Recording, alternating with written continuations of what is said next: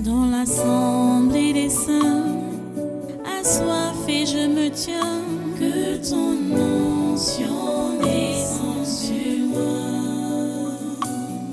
Conscient que mon destin est dans le creux de ta main, que ton onction descende sur moi. Je suis disposé, assoiffé, que ton onction descende sur moi. Je suis disposé, assoiffé, que ton onction descende sur moi.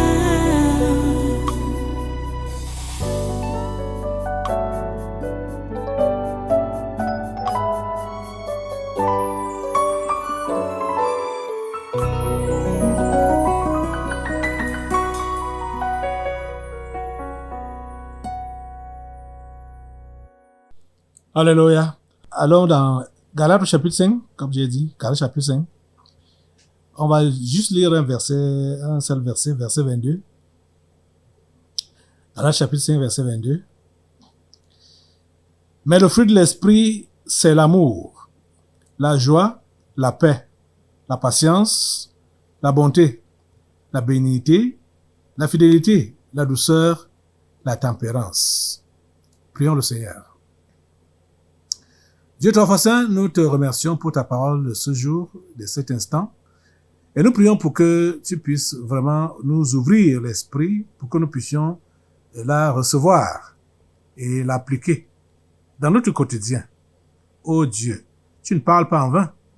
Tu ne parles pas en vain.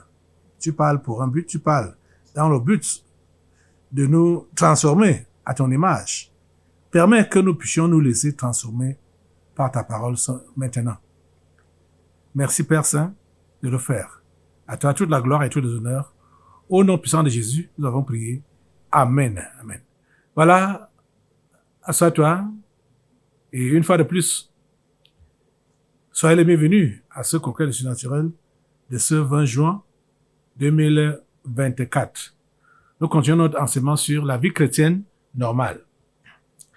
Nous avons pris ce verset 22 parce que dimanche passé, pendant que je vous parlais avant de clôturer, c'est par ici que nous avons clôturé. Je vous disais que je pense que il faut que je puisse encore insister, appuyer sur le fruit de l'esprit. Vous savez, c'est bon quand on sait que les paroles influencent. Les paroles. Donc, ça influence, c'est ça qui travaille. Donc, à force d'entendre certaines choses, il arrive que même si tu n'as pas mis ta tête pour pouvoir mémoriser ce qui passe là, mais parce que tu entends ça toujours et toujours, ton esprit va capter ça et tu vas te mettre, tu seras surpris de t'entendre répéter ce que tu avais entendu là. C'est pourquoi il faut que nous soyons habitués à entendre des bonnes paroles, des bonnes choses. Ça va nous travailler et ça va nous transformer. C'est bon que tu puisses entendre comment il est important pour toi de porter du fruit pour le Seigneur. Il est important de porter du fruit. Et des bons fruits. Puisque c'est ça qu'on voyait dimanche passé.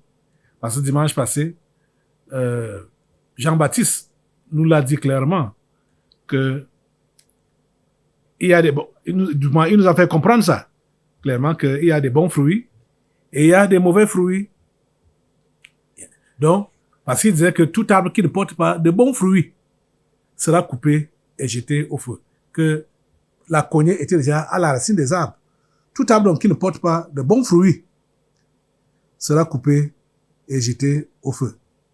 Donc, il faut que nous puissions porter du bon fruit il faut que nous puissions porter du fruit et surtout du bon fruit pour ne pas être coupés et jetés au feu.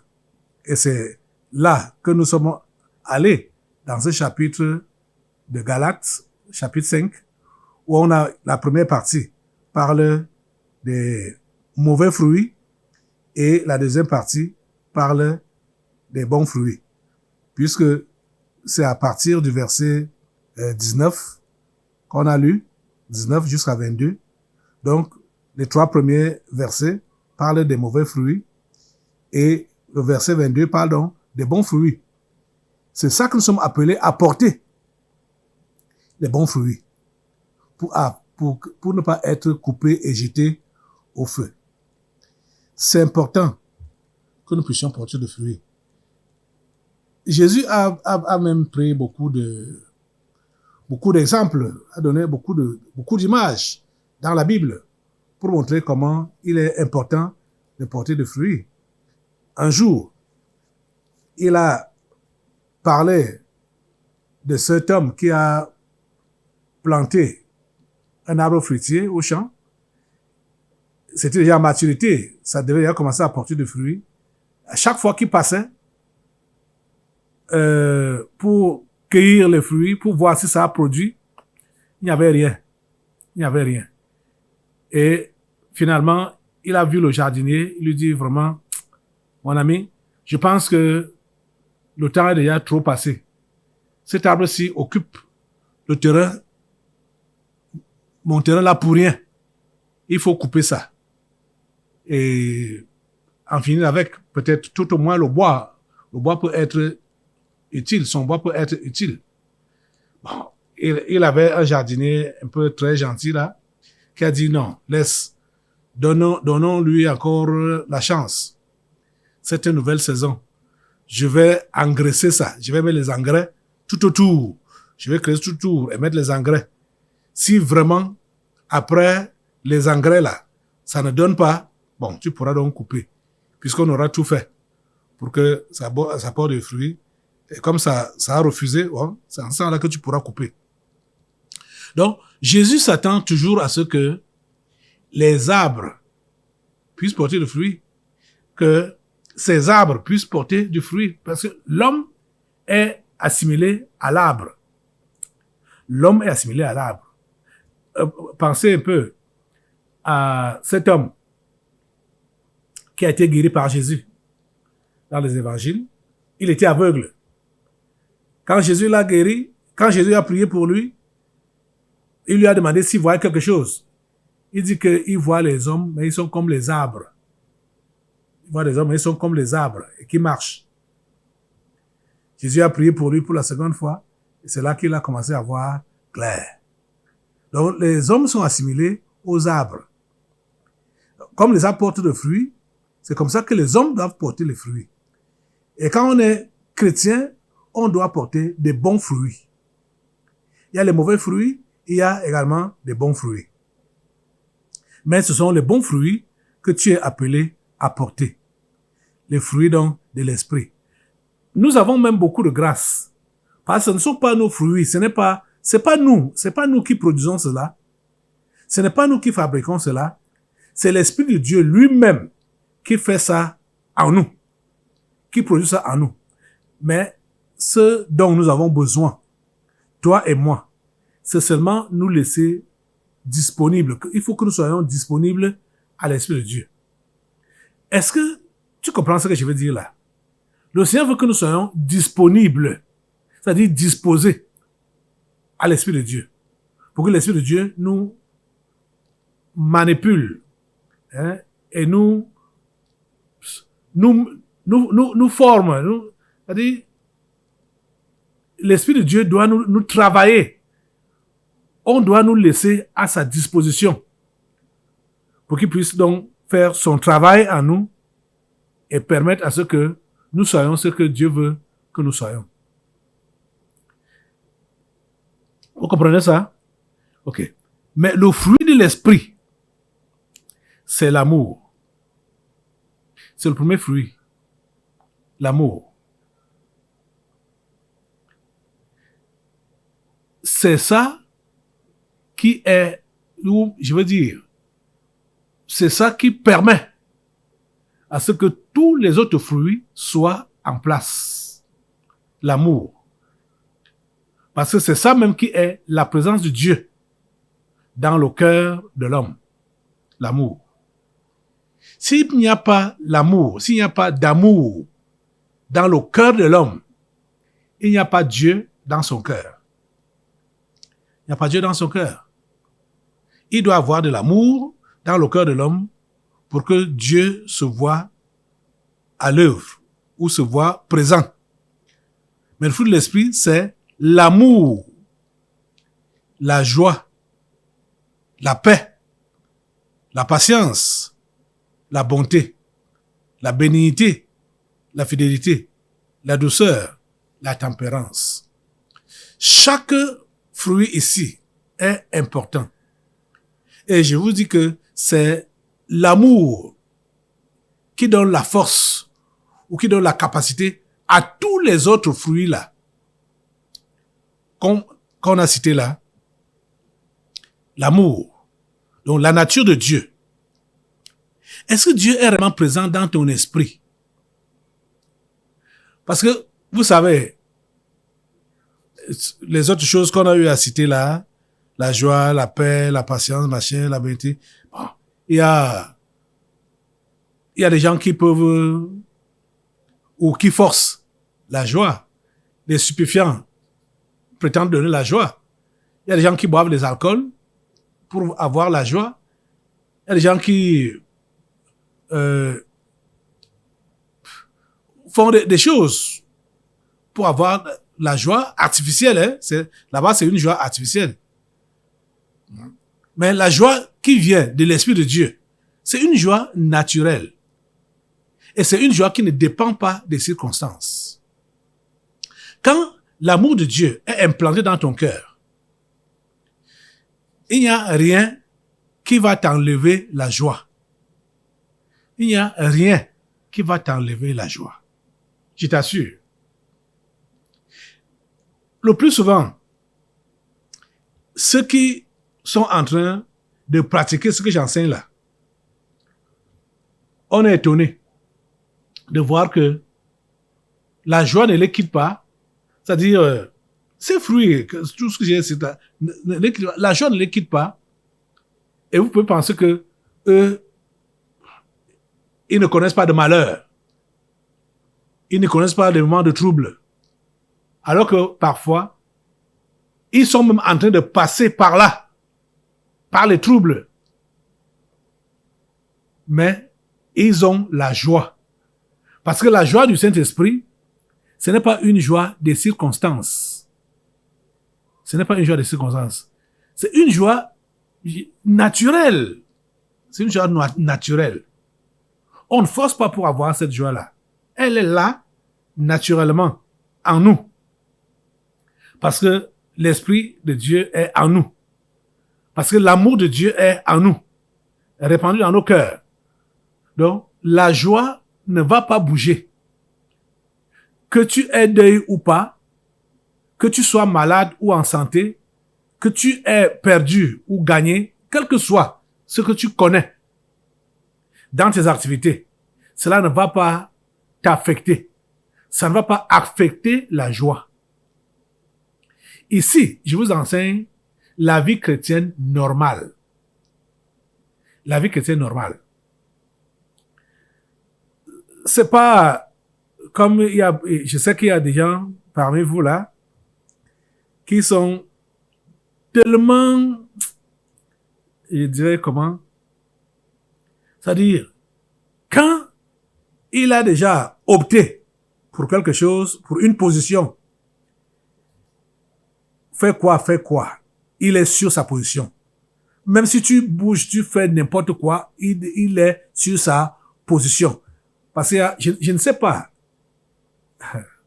comment sont les individus. Hein. Je ne sais pas comment sont les gens. Il y a des gens, quand il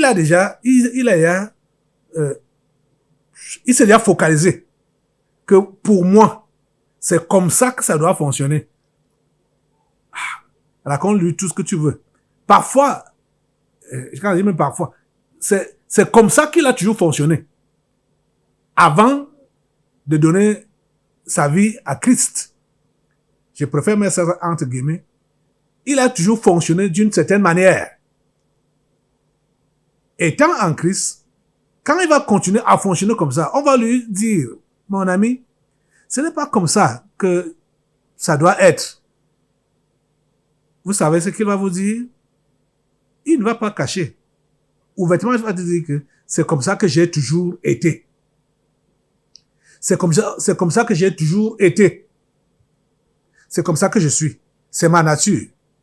Ah, c'est ma nature. Hey. Ouf. Ça essouffle. Quand un chrétien va se maintenir sur une mauvaise position, tu lui fais la remarque que ça là, c'est mauvais. Ce n'est pas comme ça qu'il faut se comporter. Il va te dire, c'est ma nature. Ah, c'est ta nature. Donc ça veut dire que tu n'es pas chrétien. Puisque si quelqu'un est en Christ, il est une nouvelle créature. Les choses anciennes sont passées. Voici, toutes choses sont devenues nouvelles. Pour l'autre là, lui, c'est sa nature. Donc c'est toujours comme ça qu'elle a été depuis longtemps, depuis sa naissance, et depuis qu'il a grandi, ou qu'elle a grandi, jusqu'à présent, qu'elle dit donc qu'elle est en Christ. C'est sa nature là-bas comme ça. Tu ne peux pas le changer. Hey, hey, faut faire attention. Faut faire attention. Ce genre de personnes-là, il faut faire attention avec ce genre de personnes-là. Les amis, si ces fruits ne sont pas en vous, ce qu'on est en train de lire là, je vous l'avais enseigné que tu ne peux pas prétendre que tu vas porter les autres fruits matériels, tels que gagner les âmes au Seigneur.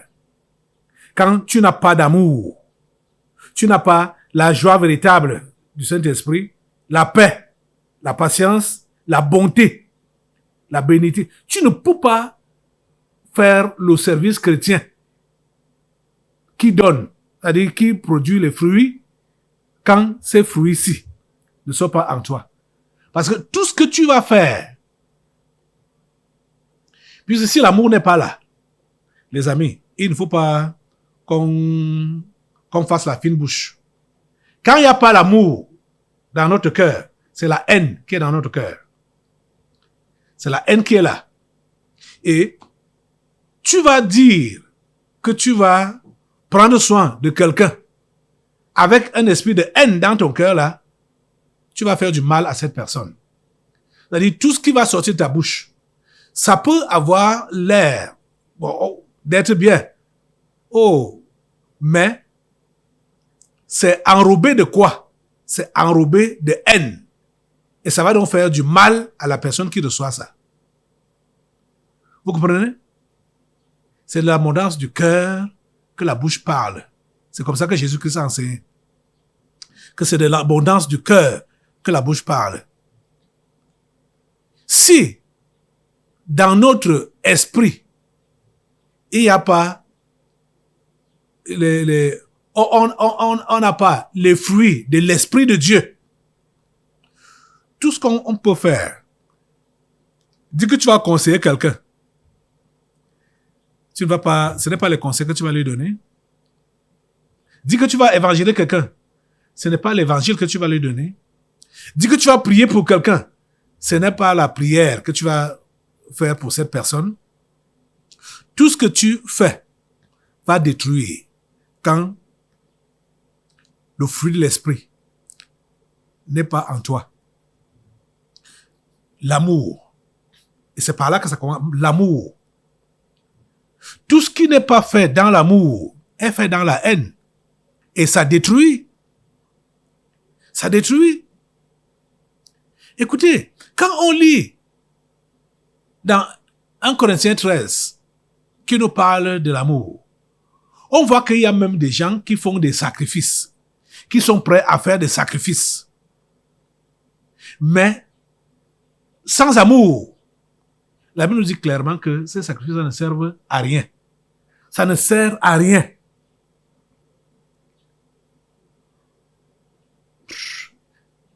Ça ne fait pas du bien ni à la personne qui reçoit, ni à toi-même qui prétend faire ce sacrifice. Ça ne sert à rien quand ce n'est pas fait dans l'amour. Le fruit de l'esprit, c'est l'amour. Les amis, je sais que pour certains-là, il vous est arrivé de vouloir soit conseiller quelqu'un, de vouloir consoler quelqu'un, de vouloir être attentionné sur quelqu'un, mais quand cette attention-là, ou ces conseils-là, ou cet encadrement-là, n'est pas fait dans l'amour, tu seras en train de détruire la personne. Tu vas détruire la personne. Autant rester dans ton coin, autant rester vraiment dans ton coin, chercher à avoir l'amour véritable, cet amour-là qui vient de Dieu, qui va te transformer, qui va te changer, pour que tu sois capable de pouvoir impacter les vies des autres en leur parlant. Les amis, il faut aimer. Aimer selon Dieu. Il faut avoir des cœurs qui aiment selon Dieu. Il faut avoir des cœurs qui aiment selon Dieu. L'amour supporte. L'amour pardonne. Vous comprenez ça? 1 Corinthiens 13 a dit que il supporte tout. Il pardonne tout. Il n'y a rien à dire que ici, là, oh non, tu as fait fort. Je ne peux pas supporter ça. Ou je ne peux pas pardonner ça. Je ne peux pas tolérer ça. Quand tu dis que tu aimes, tu seras obligé de supporter. Tu seras obligé de pardonner. Tu seras obligé. Je t'assure. Les amis, il y a un danger que certains courent. Il y a un danger que certains courent. C'est-à-dire, quand celui-là entend un message comme celui-ci, puis que on doit agir et agir dans l'amour, comme il lui sait que il n'y a pas d'amour en lui, il va donc dire, ok, je préfère donc rester d'abord comme ça. C'est quand j'aurai l'amour que je vais agir, que je vais parler, que je vais conseiller, que je vais prier. J'attends d'abord d'avoir l'amour. Mais tu ne comprends rien. C'est-à-dire, tu es plus que la bêtise. Parce que toi, tu vas donc préférer entretenir le négatif en toi, la haine en toi, et tu dis que tu es enfant de Dieu, pour ne pas changer et faire ce que tu es appelé à faire. Nous sommes appelés à porter du fruit pour Dieu. Donc, quand tu te rends donc compte que tu n'agis pas par amour, ça vaut la peine de te repentir. Pas pour abandonner tes actes ou tes actions, les actions que tu voulais porter là, mais te repentir pour demander à Dieu de te pardonner et de te changer. Changer ton cœur de haine, ton cœur de jalousie, ton cœur de méchanceté. Demandez à Dieu de te changer et de te pardonner toutes les fois que tu as eu à agir avec ces mauvais esprits-là. Et commencer donc à agir comme il se doit maintenant. Au lieu de dire, ok, comme moi je n'ai pas encore l'amour, je ne vais rien faire, bon, ça va. Même, prier même pour les gens là, je ne peux pas prier. Hein? Tu vois même les gens, tu ne peux pas encourager quelqu'un à faire ce qui est bien parce que tu dis que toi-même, bon, je n'ai pas encore l'amour. Non, c'est pas comme ça. Tu n'as rien compris.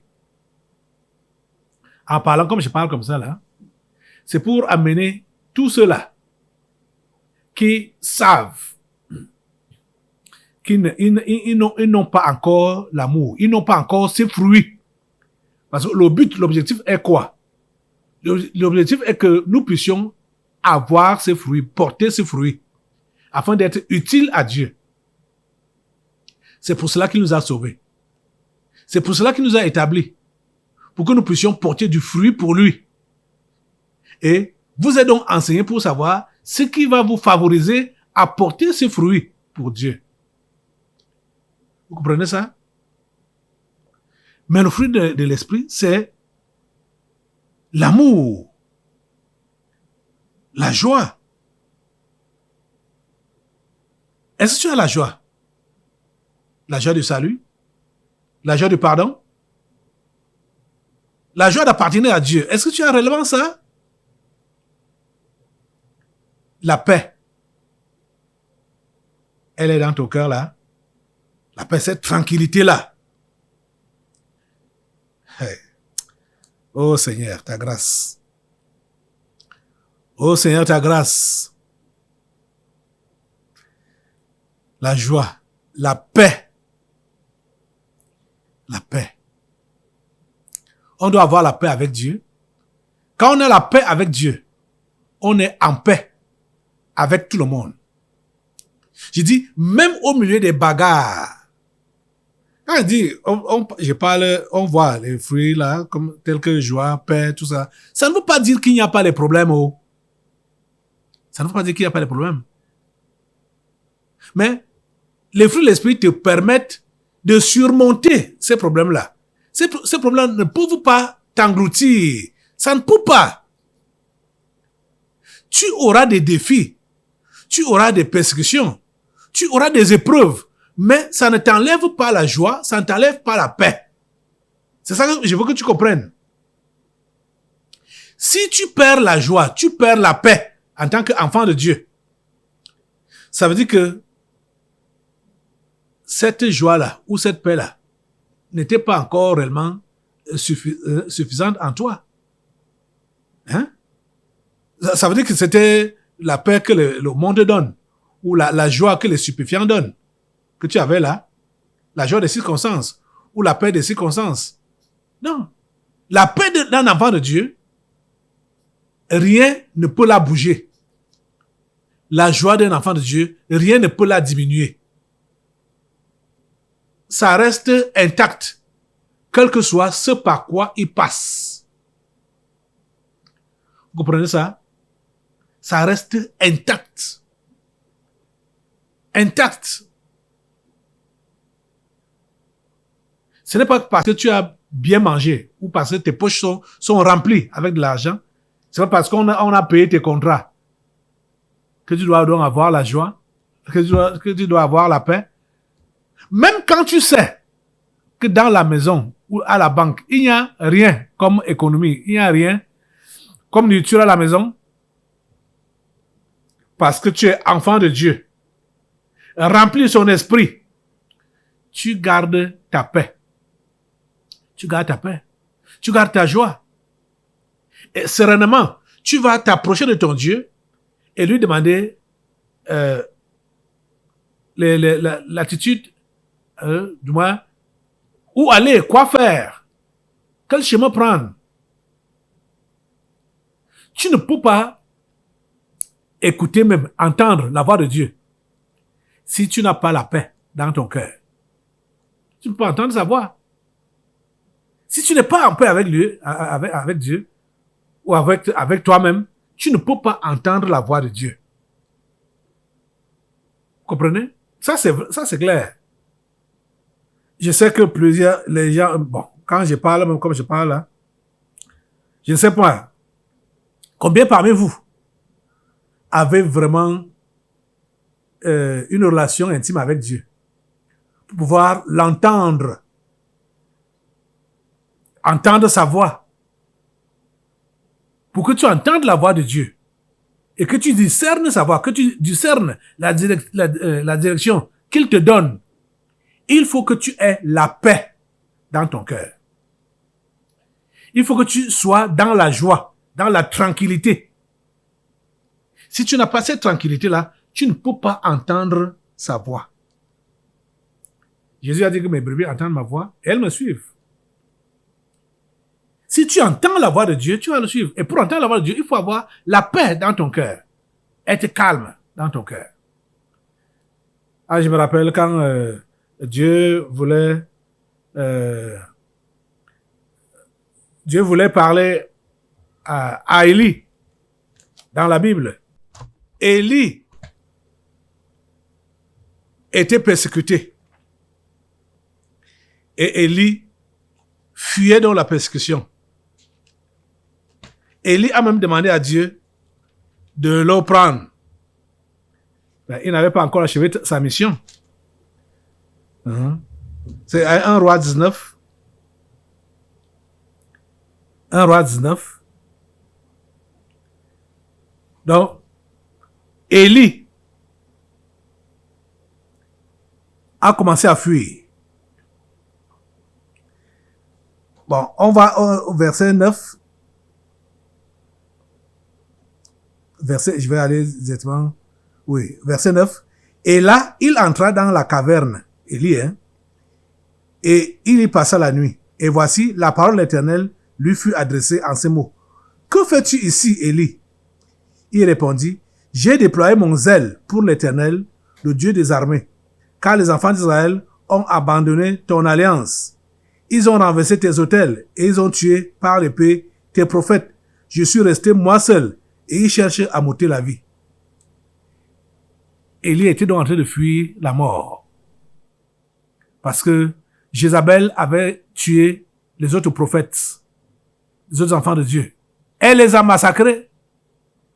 Élie est resté seul et Élie fuyait donc. L'Éternel dit, verset 11, l'Éternel dit, sors et tiens-toi dans la montagne devant l'Éternel. Et voici, donc, Dieu lui dit, ok, tiens-toi devant moi là.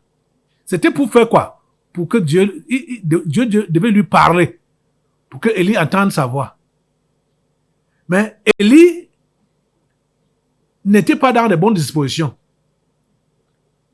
Et il ne pouvait pas entendre la voix de Dieu parce que il n'y avait pas la paix en lui. Il disait que on cherche à le fuir, à le tuer, comme on a tué ses frères. Verset 11 dit donc que l'Éternel dit, sors et tiens-toi dans la montagne devant l'Éternel. Et voici, l'Éternel passa devant lui. Et voici, l'Éternel passa. Et devant l'Éternel, il y eut un vent fort et violent qui déchirait les montagnes et brisait les rochers. L'Éternel n'était pas dans le vent. Et après le vent, ce fut un tremblement de terre. L'Éternel n'était pas dans le tremblement de terre. Et après le tremblement de terre, un feu. L'Éternel n'était pas dans le feu. Et après le feu, un murmure doux et léger. Quand Élie l'entendit, écoutez, quand Élie l'entendit, il s'enveloppa le visage de son manteau, il sortit et se tint à l'entrée de la caverne, et voici une voix lui fit entendre ces paroles. Que fais-tu ici, Élie? Il répondit, j'ai déployé mon zèle pour l'Éternel, le Dieu des armées, car les enfants d'Israël ont abandonné ton alliance et ont renversé tes autels, et ils ont tué par l'épée tes prophètes. Je suis resté moi seul et ils cherchent à m'ôter la vie. Vous voyez? Il a fallu que tous les bruits passent avant que Élie n'entende donc un murmure doux et léger. Et l'Éternel, et après ça, après le feu, un murmure doux et léger. Élie a su que voilà Dieu qui arrive. Dans la douceur, donc dans la paix, dans la tranquillité, un murmure doux et léger. Quand il y a les torrents, les tempêtes, tout ça qui passe dans ton esprit, dans ton corps, tu ne peux pas entendre la voix de Dieu. Tu ne peux pas. Tu ne peux pas. Vous voyez? Combien parmi vous là entendez réellement la voix de Dieu? Combien? Combien discernez? Combien parmi vous là vous discernez la voix de Dieu? Les amis, s'il vous plaît, comprenez aujourd'hui que vous avez besoin de laisser Dieu vous modeler. C'est-à-dire enlever toutes vos idées, vos conceptions, vos pensées, les traditions que vous avez dans votre esprit là. Laissez ça de côté pour vous ouvrir à l'Esprit de Dieu. Vous comprenez? Laissez-le vous parler. Laissez-le vous diriger. Laissez-le faire tout à votre place et suivez juste ses traces. Dans la douceur. Dans la douceur. Comprenez?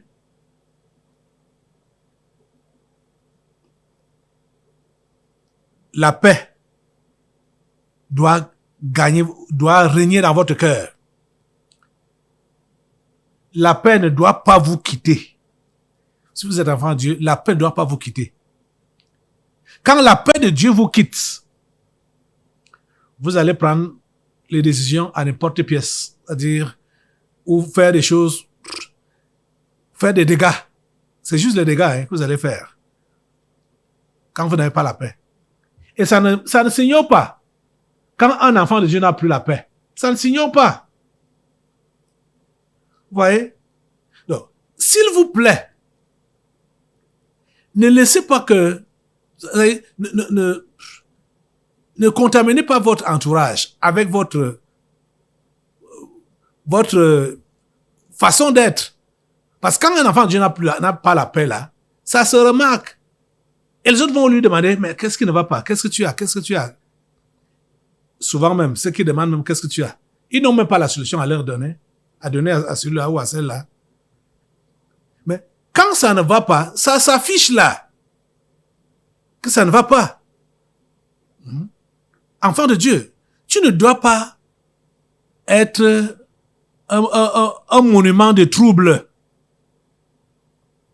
De façon que quand on va te voir, on va voir que tu es troublé.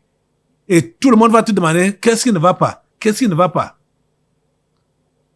Tu vois un peu?